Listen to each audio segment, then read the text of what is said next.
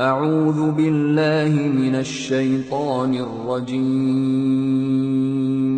بسم اللہ الرحمن الرحیم پناہ مانگتا ہوں میں اللہ کی شیطان مردود سے۔ شروع اللہ کا نام لے کر جو بڑا مہربان نہایت رحم والا ہے۔ احمق لوگ کہیں گے کہ مسلمان جس قبلے پر پہلے سے چلے آتے تھے اب اس سے کیوں منہ پھیر بیٹھے؟ تم کہہ دو کہ مشرق اور مغرب سب اللہ ہی کا ہے، وہ جس کو چاہتا ہے سیدھے رستے پر چلاتا ہے، اور اسی طرح ہم نے تم کو امت معتدل بنایا ہے تاکہ تم لوگوں پر گواہ بنو اور پیغمبر آخر الزمان صلی اللہ علیہ وآلہ وسلم تم پر گواہ بنے۔ اور جس قبلے پر تم پہلے تھے اس کو ہم نے اس لیے مقرر کیا تھا کہ معلوم کریں کہ کون ہمارے پیغمبر کا تابع رہتا ہے اور کون الٹے پاؤں پھر جاتا ہے۔ اور یہ بات یعنی تحویل قبلہ لوگوں کو گراں معلوم ہوئی، مگر جن کو اللہ نے ہدایت بخشی ہے وہ اسے گراں نہیں سمجھتے، اور اللہ ایسا نہیں کہ تمہارے ایمان کو یوں ہی ضائع کر دے۔ اللہ تو لوگوں پر بڑا مہربان ہے، صاحب رحمت ہے۔ اے پیغمبر صلی اللہ علیہ وآلہ وسلم، ہم تمہارا آسمان کی طرف منہ اٹھانا دیکھ رہے ہیں، سو ہم تم کو اسی قبلے کی طرف جس کو تم پسند کرتے ہو منہ کرنے کا حکم دیں گے۔ تو اپنا منہ مسجد حرام یعنی خانہ کعبہ کی طرف پھیر لو، اور تم لوگ جہاں ہوا کرو نماز پڑھنے کے وقت اسی مسجد کی طرف منہ کر لیا کرو۔ اور جن لوگوں کو کتاب دی گئی ہے وہ خوب جانتے ہیں کہ یہ نیا قبلہ ان کے پروردگار کی طرف سے حق ہے، اور جو کام یہ لوگ کرتے ہیں اللہ ان سے بے خبر نہیں۔ اور اگر تم ان اہل کتاب کے پاس تمام نشانیاں بھی لے کر آؤ تو بھی یہ تمہارے قبلے کی پیروی نہ کریں، اور تم بھی ان کے قبلے کی پیروی کرنے والے نہیں ہو، اور ان میں سے بھی بعض کے قبلے کے پیرو نہیں۔ اور اگر تم باوجود اس کے کہ تمہارے پاس علم یعنی اللہ کا حکم آ چکا ہے ان کی خواہشوں کے پیچھے چلو گے تو ظالموں میں ہو جاؤ گے۔ جن لوگوں کو ہم نے کتاب دی ہے وہ ان پیغمبر آخر الزمان صلی اللہ علیہ وآلہ وسلم کو اس طرح پہچانتے ہیں جس طرح اپنے بیٹوں کو پہچانا کرتے ہیں، مگر ایک فریق ان میں سے سچی بات کو جان بوجھ کر چھپا رہا ہے۔ اے پیغمبر صلی اللہ علیہ وآلہ وسلم، یہ نیا قبلہ تمہارے پروردگار کی طرف سے حق ہے، تو تم ہرگز شک کرنے والوں میں نہ ہونا۔ اور ہر ایک شخص کے لیے ایک سمت مقرر ہے جدھر وہ عبادت کے وقت منہ کیا کرتا ہے، تو تم نیکیوں میں سبقت حاصل کرو۔ تم جہاں ہوگے اللہ تم سب کو جمع کرے گا، بے شک اللہ ہر چیز پر قادر ہے۔ اور تم جہاں سے نکلو نماز میں اپنا منہ مسجد حرام کی طرف کر لیا کرو، بے شبہ یہ تمہارے پروردگار کی طرف سے حق ہے، اور تم لوگ جو کچھ کرتے ہو اللہ اس سے بے خبر نہیں۔ اور تم جہاں سے نکلو مسجد حرام کی طرف منہ کر کے نماز پڑھا کرو، اور مسلمانوں تم جہاں ہوا کرو اسی مسجد کی طرف رخ کیا کرو۔ یہ تاکید اس لیے کی گئی ہے کہ لوگ تم کو کسی طرح کا الزام نہ دے سکیں، مگر ان میں سے جو ظالم ہیں وہ الزام دیں تو دیں، سو ان سے مت ڈرنا اور مجھی سے ڈرتے رہنا۔ اور یہ بھی مقصود ہے کہ میں تم کو اپنی تمام نعمتیں بخشوں، اور یہ بھی کہ تم راہ راست پر چلو۔ جس طرح من جملہ اور نعمتوں کے ہم نے تمہیں میں سے ایک رسول بھیجے ہیں جو تم کو ہماری آیتیں پڑھ پڑھ کر سناتے اور تمہیں پاک بناتے، اور کتاب یعنی قرآن اور دانائی سکھاتے ہیں، اور ایسی باتیں بتاتے ہیں جو تم پہلے نہیں جانتے تھے۔ سو تم مجھے یاد کیا کرو، میں تمہیں یاد کیا کروں گا، اور میرا احسان مانتے رہنا اور میری ناشکری نہ کرنا۔ اے ایمان والو، صبر اور نماز سے مدد لیا کرو، بے شک اللہ صبر کرنے والوں کے ساتھ ہے۔ اور جو لوگ اللہ کی راہ میں مارے جائیں ان کی نسبت یہ نہ کہنا کہ وہ مرے ہوئے ہیں، وہ مردہ نہیں بلکہ زندہ ہیں، لیکن تم کو شعور نہیں۔ اور ہم کسی قدر خوف اور بھوک اور مال اور جانوں اور میووں کے نقصان سے تمہاری آزمائش کریں گے، اور صبر کرنے والوں کو بشارت سنا دو کہ ان لوگوں پر جب کوئی مصیبت واقع ہوتی ہے تو کہتے ہیں کہ ہم اللہ ہی کا مال ہیں اور اسی کی طرف لوٹ کر جانے والے ہیں۔ یہی لوگ ہیں جن پر ان کے پروردگار کی عنایتیں ہیں اور خصوصی رحمت بھی ہے، اور یہی سیدھے رستے پر ہیں۔ بے شک کوہ صفا اور مروہ اللہ کی نشانیوں میں سے ہیں، تو جو شخص خانہ کعبہ کا حج یا عمرہ کرے اس پر کچھ گناہ نہیں کہ دونوں کے درمیان چکر لگائے، بلکہ یہ ایک نیک کام ہے، اور جو کوئی نیک کام کرے تو اللہ قدردان ہے، دانا ہے۔ جو لوگ ہمارے حکموں اور ہدایتوں کو جو ہم نے نازل کی ہیں کسی غرض فاسد سے چھپاتے ہیں، باوجود کہ ہم نے ان کو لوگوں کے سمجھانے کے لیے اپنی کتاب میں کھول کھول کر بیان کر دیا ہے، ایسوں پر اللہ اور تمام لعنت کرنے والے لعنت کرتے ہیں۔ ہاں، جو توبہ کرتے ہیں اور اپنی حالت درست کر لیتے ہیں اور احکام الہی کو صاف صاف بیان کر دیتے ہیں تو میں ان کے قصور معاف کر دیتا ہوں، اور میں بڑا معاف کرنے والا بڑا مہربان ہوں۔ جو لوگ کافر ہوئے اور کافر ہی مرے، ایسوں پر اللہ کی اور فرشتوں کی اور انسانوں کی سب کی لعنت، وہ ہمیشہ اسی لعنت میں گرفتار رہیں گے، ان سے نہ تو عذاب ہلکا ہی کیا جائے گا اور نہ انہیں کچھ مہلت ملے گی۔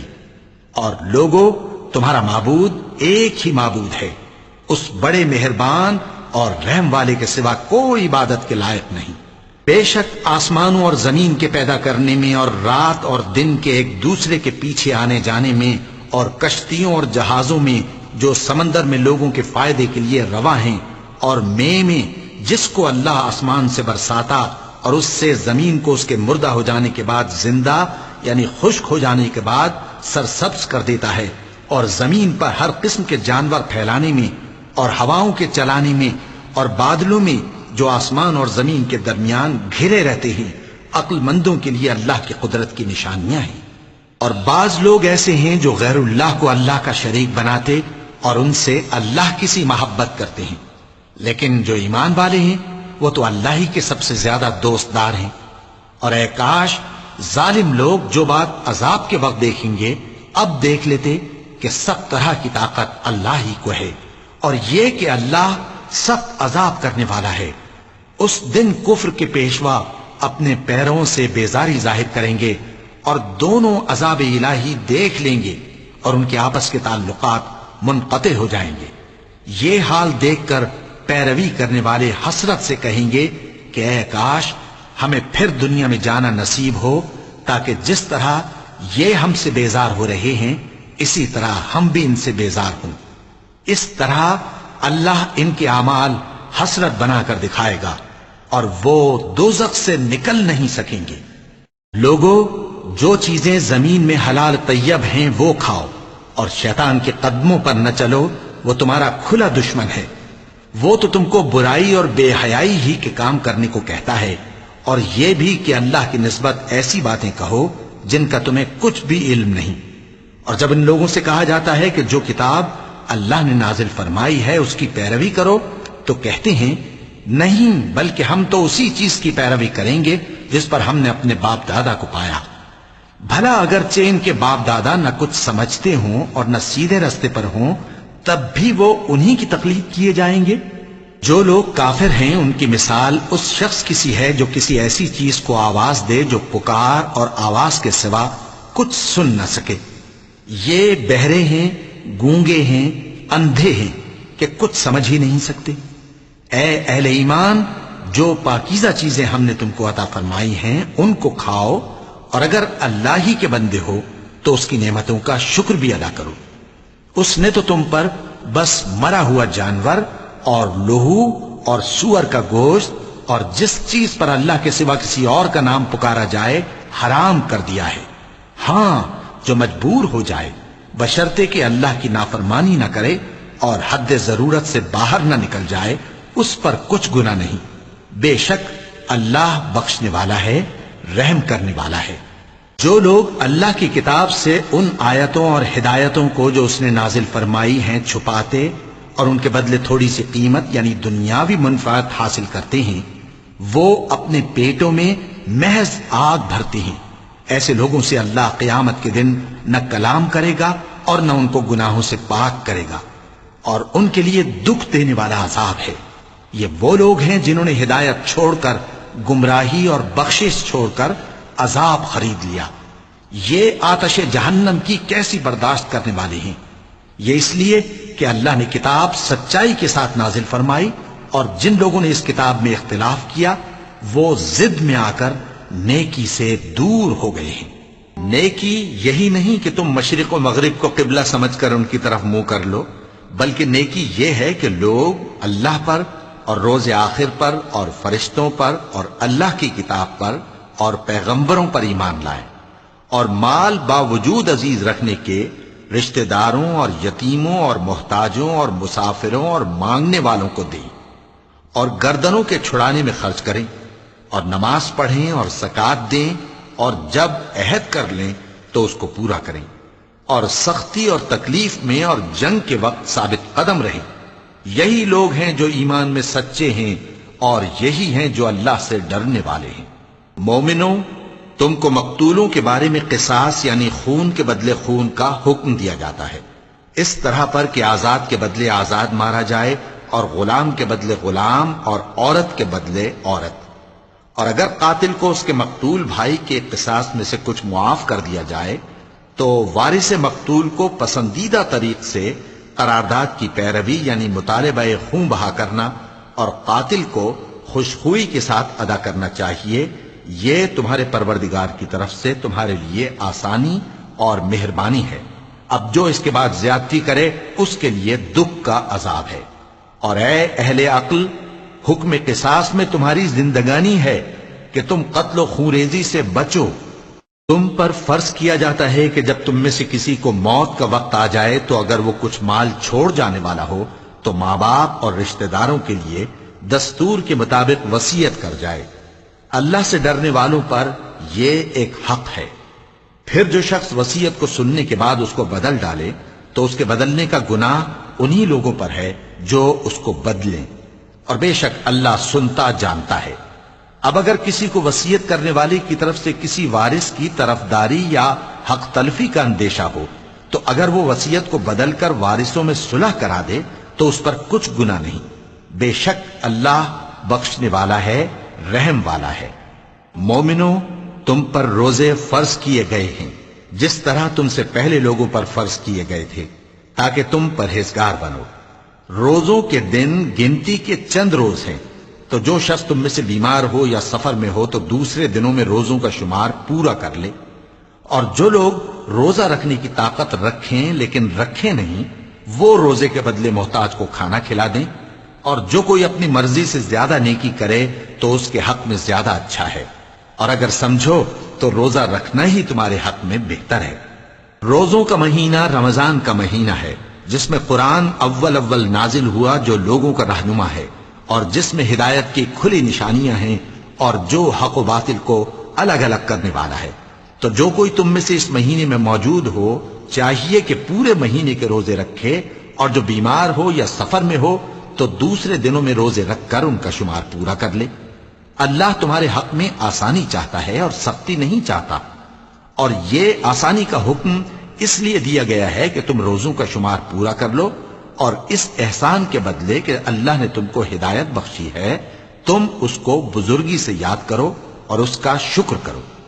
اور اے پیغمبر، جب تم سے میرے بندے میرے بارے میں دریافت کریں تو انہیں معلوم ہو کہ میں تو تمہارے پاس ہی ہوں۔ جب کوئی پکارنے والا مجھے پکارتا ہے تو میں اس کی دعا قبول کرتا ہوں۔ تو ان کو چاہیے کہ میرے حکموں کو مانیں اور مجھ پر ایمان رکھیں تاکہ نیک رستہ پائیں۔ روزوں کی راتوں میں تمہارے لیے اپنی عورتوں کے پاس جانا جائز کر دیا گیا ہے، وہ تمہاری پوشاک ہیں اور تم ان کی پوشاک ہو۔ اللہ کو معلوم ہے کہ تم ان کے پاس جانے سے اپنے حق میں خیانت کرتے تھے، سو اس نے تم پر مہربانی کی اور تمہاری حرکات سے درگزر فرمائی، تو اب تم کو اختیار ہے کہ ان سے مباشرت کرو۔ اور اللہ نے جو چیز تمہارے لیے لکھ رکھی ہے یعنی اولاد، اس کو اللہ سے طلب کرو اور کھاؤ اور پیو یہاں تک کہ صبح کی سفید دھاری رات کی سیاہ دھاری سے الگ نظر آنے لگے، پھر روزہ رکھ کر رات تک پورا کرو۔ اور جب تم مسجدوں میں اعتکاف بیٹھتے ہو تو ان سے مباشرت نہ کرو، یہ اللہ کی حدیں ہیں، ان کے پاس نہ جانا۔ اسی طرح اللہ اپنی آیتیں لوگوں کے سمجھانے کے لیے کھول کھول کر بیان فرماتا ہے تاکہ وہ پرہیزگار بنے۔ اور آپس میں ایک دوسرے کا مال ناحق نہ کھاؤ اور نہ اس کو رشوتاً حاکموں کے پاس پہنچاؤ تاکہ لوگوں کے مال کا کچھ حصہ ناجائز طور پر کھا جاؤ، اور اسے تم جانتے بھی ہو۔ اے پیغمبر، لوگ تم سے نئے چاند کے بارے میں دریافت کرتے ہیں کہ گھٹتا بڑھتا کیوں ہے۔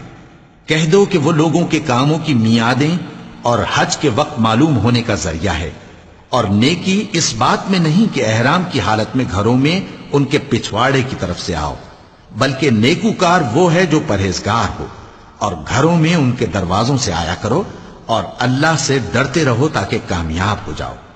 اور جو لوگ تم سے لڑتے ہیں تم بھی اللہ کی راہ میں ان سے لڑو، مگر زیادتی نہ کرنا، کہ اللہ زیادتی کرنے والوں کو دوست نہیں رکھتا۔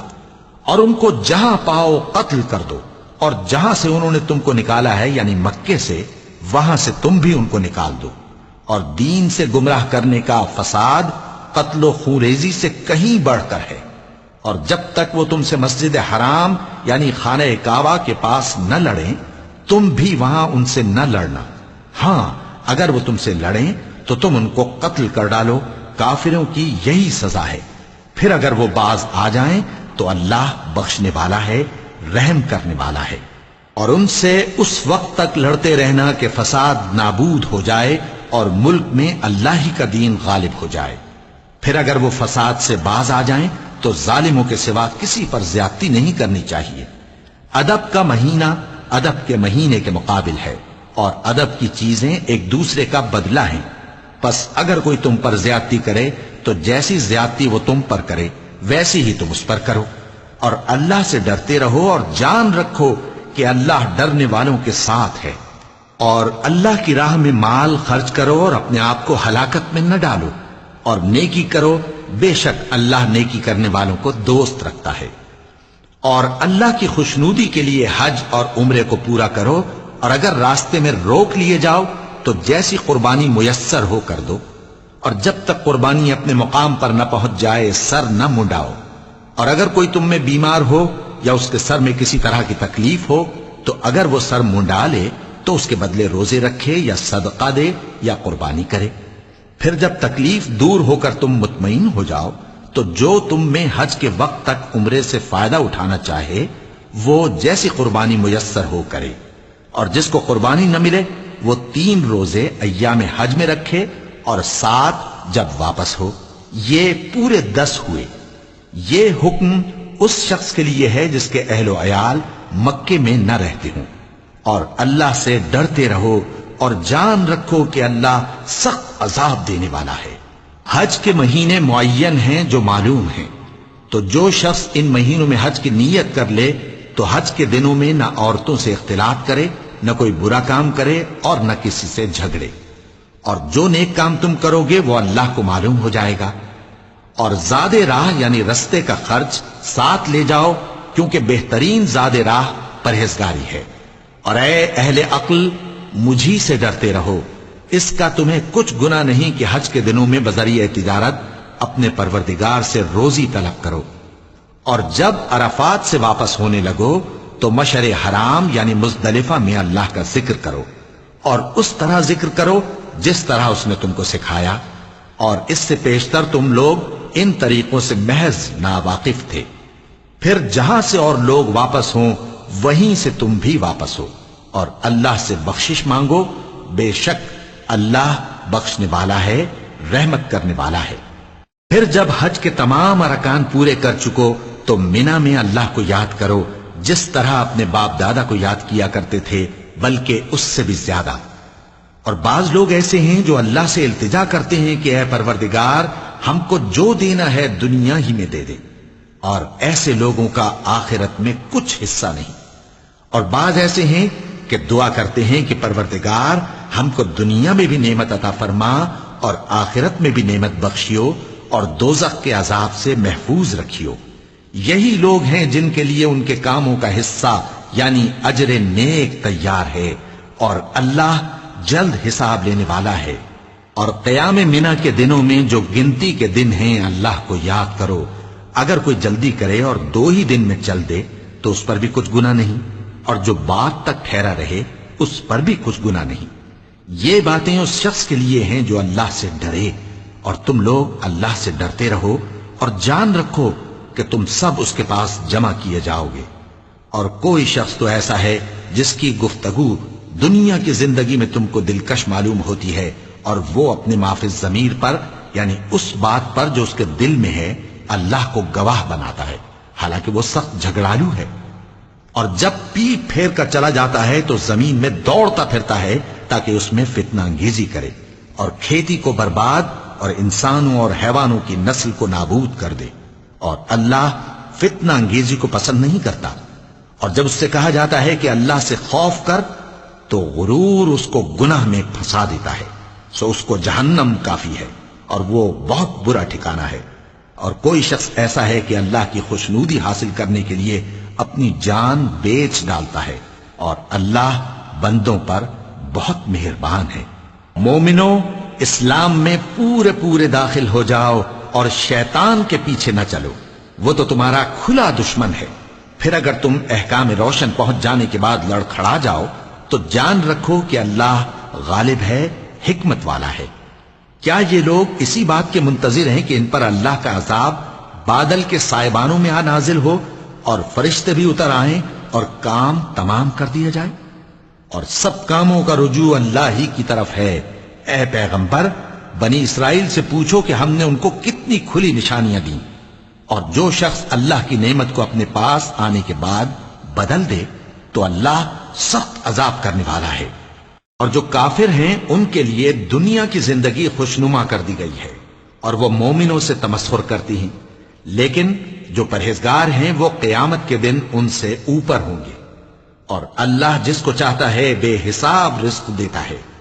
پہلے تو سب لوگوں کا ایک ہی مذہب تھا، لیکن وہ آپس میں اختلاف کرنے لگے تو اللہ نے ان کی طرف بشارت دینے والے اور ڈر سنانے والے پیغمبر بھیجے اور ان پر سچائی کے ساتھ کتابیں نازل کی تاکہ جن امور میں لوگ اختلاف کرتے تھے ان کا ان میں فیصلہ کر دے۔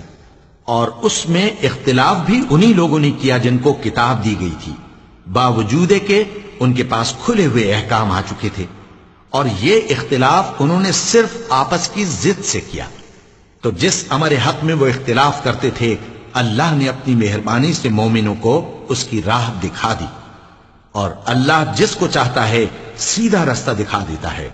کیا تم یہ خیال کرتے ہو کہ یوں ہی بہشت میں داخل ہو جاؤ گے؟ اور ابھی تم کو پہلے لوگوں کی سی مشکلیں تو پیش آئی ہی نہیں۔ ان کو بڑی بڑی سختیاں اور تکلیفیں پہنچیں اور وہ صعوبتوں میں ہلا ہلا دیے گئے، یہاں تک کہ پیغمبر اور مومن لوگ جو ان کے ساتھ تھے سب پکار اٹھے کہ کب اللہ کی مدد آئے گی۔ دیکھو اللہ کی مدد ان قریب آیا چاہتی ہے۔ اے نبی، لوگ تم سے پوچھتے ہیں کہ اللہ کی راہ میں کس طرح کا مال خرچ کریں۔ کہہ دو کہ جو چاہو خرچ کرو، لیکن جو مال خرچ کرنا چاہو وہ درجہ بدرجہ اہل استحقاق یعنی ماں باپ کو اور قریب کے رشتہ داروں کو اور یتیموں کو اور محتاجوں کو اور مسافروں کو سب کو دو، اور جو بھلائی تم کرو گے اللہ اس کو جانتا ہے۔ مسلمانوں، تم پر اللہ کے رستے میں لڑنا فرض کر دیا گیا ہے، اور وہ تمہیں ناگوار تو ہوگا، مگر عجب نہیں کہ ایک چیز تم کو بری لگے اور وہ تمہارے حق میں بھلی ہو، اور عجب نہیں کہ ایک چیز تم کو بھلی لگے اور وہ تمہارے لیے مضر ہو، اور ان باتوں کو اللہ ہی بہتر جانتا ہے اور تم نہیں جانتے۔ اے پیغمبر، لوگ تم سے عزت والے مہینوں میں لڑائی کرنے کے بارے میں دریافت کرتے ہیں، کہہ دو کہ ان میں لڑنا بڑا گناہ ہے، اور اللہ کی راہ سے روکنا اور اس سے کفر کرنا اور مسجد حرام یعنی خانہ کعبہ میں جانے سے بند کرنا اور اہل مسجد کو اس میں سے نکال دینا جو یہ کفار کرتے ہیں، اللہ کے نزدیک اس سے بھی زیادہ گناہ ہے، اور فتنہ انگیزی خونریزی سے بھی بڑھ کر ہے۔ اور یہ لوگ ہمیشہ تم سے لڑتے رہیں گے، یہاں تک کہ اگر مقدور رکھیں تو تم کو تمہارے دین سے پھیر دیں، اور جو کوئی تم میں سے اپنے دین سے پھر کر کافر ہو جائے گا اور کافر ہی مرے گا تو ایسے لوگوں کے اعمال دنیا اور آخرت دونوں میں برباد ہو جائیں گے، اور یہی لوگ دوزخ میں جانے والے ہیں جس میں ہمیشہ رہیں گے۔ جو لوگ ایمان لائے اور اللہ کے لیے وطن چھوڑ گئے اور کفار سے جنگ کرتے رہے وہی اللہ کی رحمت کے امیدوار ہیں، اور اللہ بخشنے والا ہے، رحمت کرنے والا ہے۔ اے پیغمبر، لوگ تم سے شراب اور جوئے کا حکم دریافت کرتے ہیں، کہہ دو کہ ان میں گناہ بڑے ہیں اور لوگوں کے لیے کچھ فائدے بھی ہیں، مگر ان کے گناہ فائدوں سے کہیں زیادہ ہیں۔ اور یہ بھی تم سے پوچھتے ہیں کہ اللہ کی راہ میں کون سا مال خرچ کریں، کہہ دو کہ جو ضرورت سے زیادہ ہو. اس طرح اللہ تمہارے لیے اپنے احکام کھول کھول کر بیان فرماتا ہے تاکہ تم سوچو، یعنی دنیا اور آخرت کی باتوں میں غور کرو. اور تم سے یتیموں کے بارے میں بھی دریافت کرتے ہیں، کہہ دو کہ ان کی حالت کی اصلاح بہت اچھا کام ہے، اور اگر تم ان سے مل جل کر رہنا یعنی خرچ اکٹھا رکھنا چاہو تو وہ تمہارے بھائی ہیں، اور اللہ خوب جانتا ہے کہ خرابی کرنے والا کون ہے اور اصلاح کرنے والا کون. اور اگر اللہ چاہتا تو تم کو تکلیف میں ڈال دیتا، بے شک اللہ غالب ہے، حکمت والا ہے. اور مومنوں مشرک عورتوں سے جب تک وہ ایمان نہ لائیں نکاح نہ کرنا، کیونکہ مشرک عورت خواہ تم کو کیسی ہی بھلی لگے اس سے مومن لونڈی بہتر ہے. اور اسی طرح مشرک مرد جب تک ایمان نہ لائیں مومن عورتوں کو ان کی زوجیت میں نہ دینا، کیونکہ مشرک مرد سے خواہ وہ تم کو کیسا ہی بھلا لگے مومن غلام بہتر ہے. یہ مشرک لوگوں کو دوزخ کی طرف بلاتے ہیں، اور اللہ اپنی مہربانی سے بہشت اور بخشش کی طرف بلاتا ہے، اور اپنے حکم لوگوں سے کھول کھول کر بیان کرتا ہے تاکہ نصیحت حاصل کریں. اور تم سے حیض کے بارے میں دریافت کرتے ہیں، کہہ دو وہ تو نجاست ہے، سو ایام حیض میں عورتوں سے کنارہ کش رہو، اور جب تک وہ پاک نہ ہو جائیں ان سے مقاربت نہ کرو. ہاں جب وہ پاک ہو جائیں تو جس طریق سے اللہ نے تمہیں ارشاد فرمایا ہے ان کے پاس جاؤ. کچھ شک نہیں کہ اللہ توبہ کرنے والوں اور پاک صاف رہنے والوں کو دوست رکھتا ہے. تمہاری عورتیں تمہاری کھیتی ہیں، تو اپنی کھیتی میں جس طرح چاہو جاؤ، اور اپنے لیے نیک عمل آگے بھیجو، اور اللہ سے ڈرتے رہو، اور جان رکھو کہ ایک دن تمہیں اس کے روبرو حاضر ہونا ہے. اور اے پیغمبر ایمان والوں کو بشارت سنا دو، اور اللہ کے نام کو اس بات کا ہیلا نہ بنانا کہ اس کی قسمیں کھا کھا کر سلوک کرنے اور پرہیزگاری کرنے اور لوگوں میں صلح و سازگاری کرانے سے رک جاؤ. اور اللہ سب کچھ سنتا ہے، جانتا ہے. اللہ تمہاری لغو قسموں پر تم سے مواخذہ نہیں کرے گا، لیکن جو قسمیں تم قصد دلی سے کھاؤ گے ان پر مواخذہ کرے گا. اور اللہ بخشنے والا ہے، بردبار ہے. جو لوگ اپنی عورتوں کے پاس جانے کی قسم کھا لیں ان کو 4 مہینے تک انتظار کرنا چاہیے. اگر اس عرصے میں قسم سے رجوع کر لیں تو اللہ بخشنے والا ہے، مہربان ہے. اور اگر طلاق کا ارادہ کر لیں تو بھی اللہ سنتا ہے، جانتا ہے. اور طلاق والی عورتیں 3 حیض تک اپنے تئیں روکے رہیں، اور اگر وہ اللہ اور روز قیامت پر ایمان رکھتی ہیں تو ان کو جائز نہیں کہ اللہ نے جو کچھ ان کے شکم میں پیدا کیا ہے اس کو چھپائیں. اور ان کے خاوند اگر پھر موافقت چاہیں تو اس مدت میں وہ ان کو اپنی زوجیت میں لے لینے کے زیادہ حقدار ہیں. اور عورتوں کا حق مردوں پر ویسا ہی ہے جیسے دستور کے مطابق مردوں کا حق عورتوں پر ہے. البتہ مردوں کو عورتوں پر 1 درجہ فضیلت ہے، اور اللہ غالب ہے، صاحب حکمت ہے.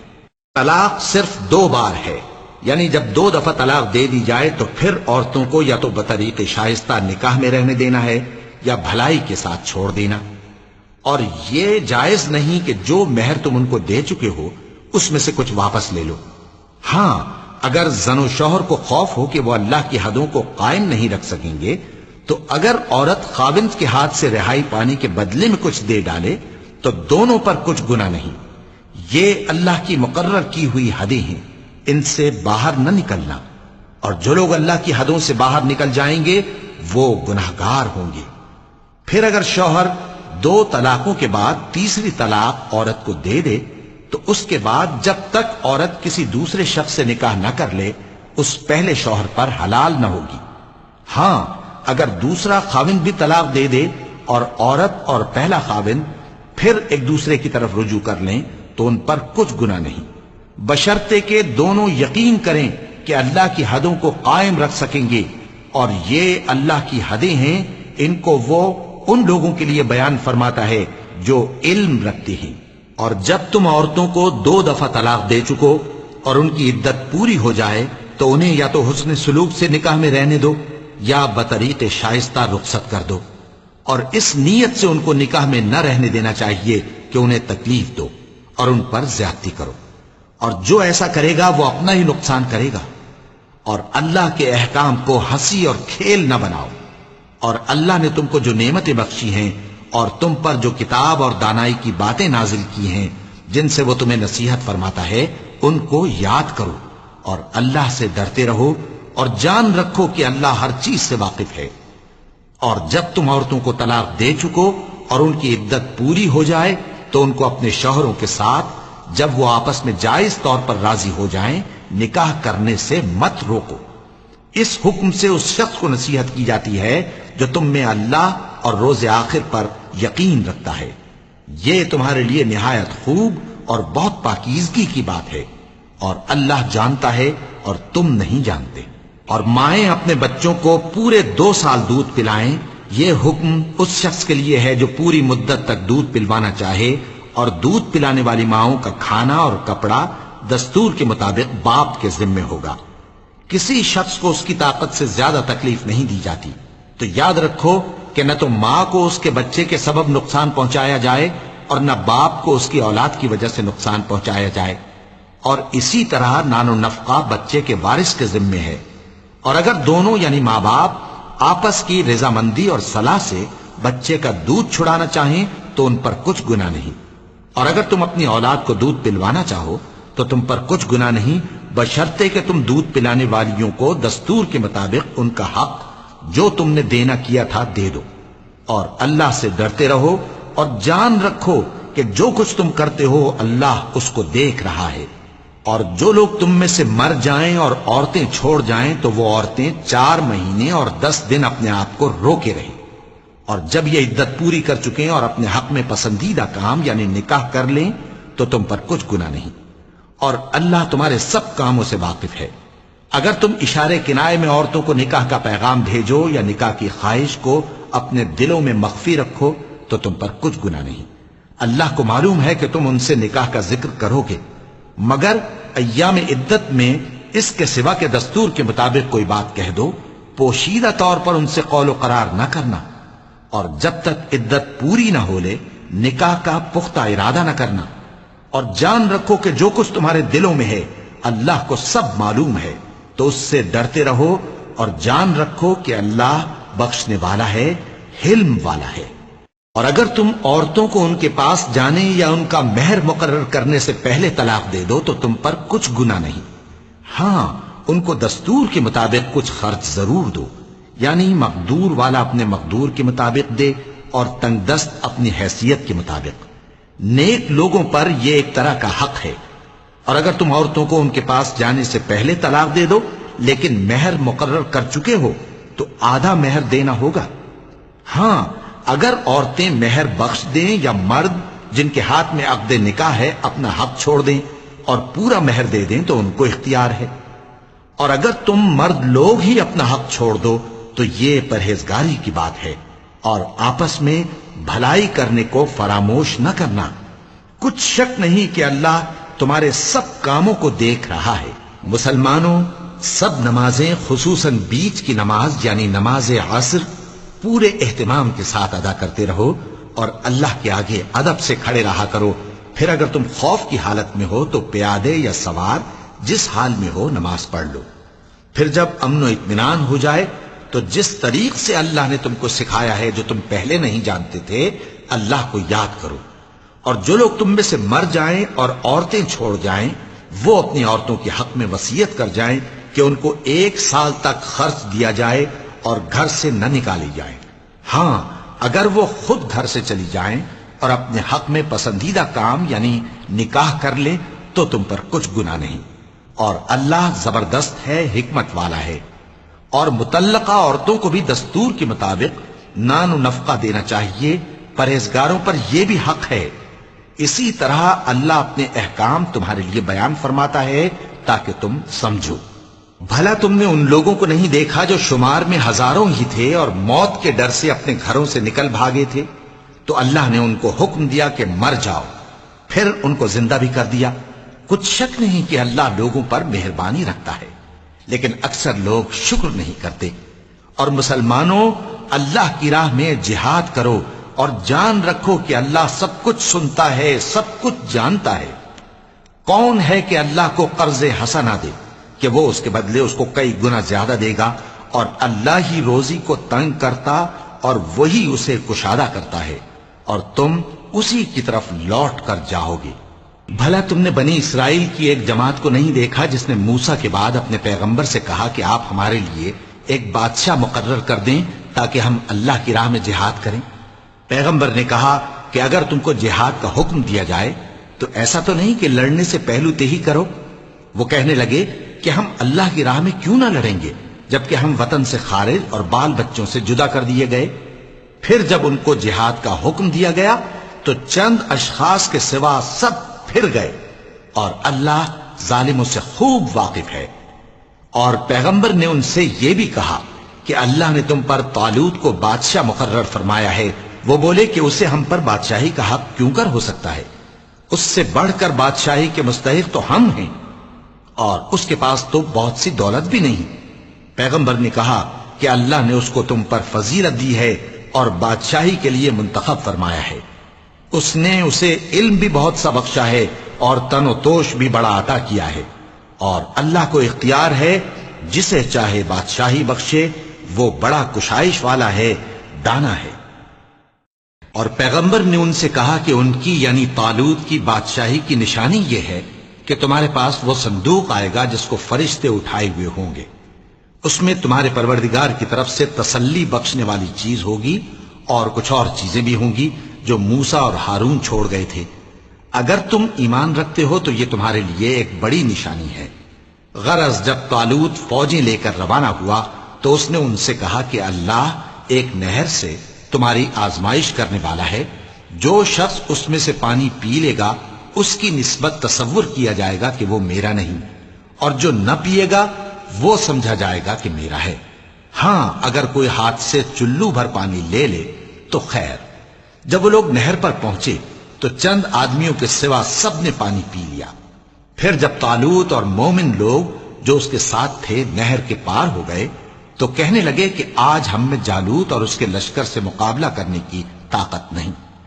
جو لوگ یقین رکھتے تھے کہ ان کو اللہ کے روبرو حاضر ہونا ہے، وہ کہنے لگے کہ بسا اوقات تھوڑی سی جماعت نے اللہ کے حکم سے بڑی جماعت پر فتح حاصل کی ہے، اور اللہ ثابت قدم رہنے والوں کے ساتھ ہے۔ اور جب وہ لوگ جالوت اور اس کے لشکر کے مقابل میں آئے تو اللہ سے دعا کی کہ اے پروردگار، ہم پر صبر کے دہانے کھول دے اور ہمیں لڑائی میں ثابت قدم رکھ اور لشکر کفار پر فتح یاب کر۔ تو طالوت کی فوج نے اللہ کے حکم سے ان کو شکست دے دی، اور داؤد نے جالوت کو قتل کر ڈالا، اور اللہ نے ان کو بادشاہی اور دانائی بخشی اور جو کچھ چاہا سکھایا۔ اور اگر اللہ لوگوں کو ایک دوسرے پر چڑھائی اور حملہ کرنے سے نہ ہٹاتا رہتا تو کرۂ ارض تباہ ہو جاتا، لیکن اللہ اہل عالم پر بڑا مہربان ہے۔ یہ اللہ کی آیتیں ہیں جو ہم تم کو سچائی کے ساتھ پڑھ کر سناتے ہیں، اور اے محمد صلی اللہ علیہ وآلہ وسلم تم بلا شبہ پیغمبروں میں سے ہو۔